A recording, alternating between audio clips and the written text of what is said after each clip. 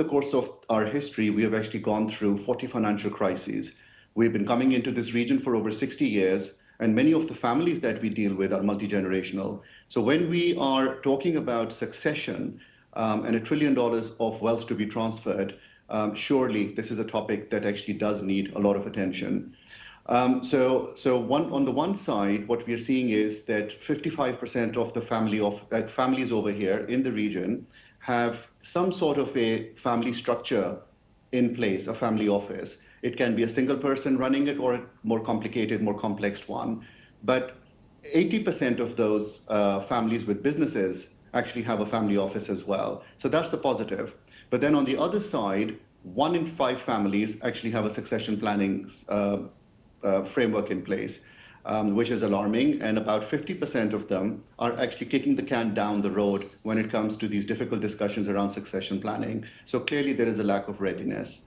Now, and on the positive again, you have 90% of the older generation and the younger generation who believe that the next gen has the leadership qualities to carry on the businesses and the legacy, but only 1 in 6 businesses actually have a governance framework in place. So confidence alone and confidence without structure, unfortunately, doesn't work. Amar, illustrate what's at stake for me. Can you point to a recent example where a lack of planning has led to substantial family fallout? I think I won't go into the details, but obviously there is a large family case in the region, as it has been quite covered, a large business family over here in the region where they had a lot of discussions around the family governance, but somehow the documents were never executed or signed. Very recently, there was a case in the US, I think, where the cultural and the generational frictions were discussed quite openly. I don't want to go into the details of those, but I think what's important here is that generational frictions account for close to 45% of the difficulties in reaching these agreements. And there is a clear lack of communication. So this region has always been around families sitting around the family table, having conversations around people, values, culture, legacy.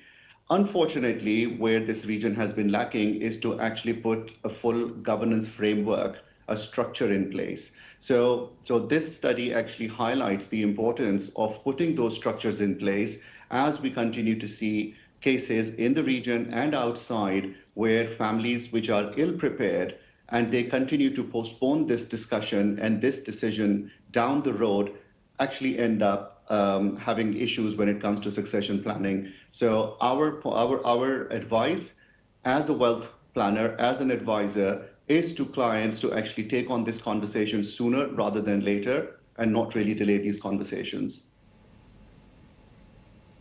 Indeed, and that's what makes this so interesting as well, because the report also says, as you highlight, families are sometimes avoiding planning to prevent conflict between generations, which is obviously a very prevalent risk given the size of some of these family businesses, but also some of the size of these families as well. So what are some of the solutions that can actually be tailored to large families, high net worth individuals who are looking to ensure that they have a succession plan in place?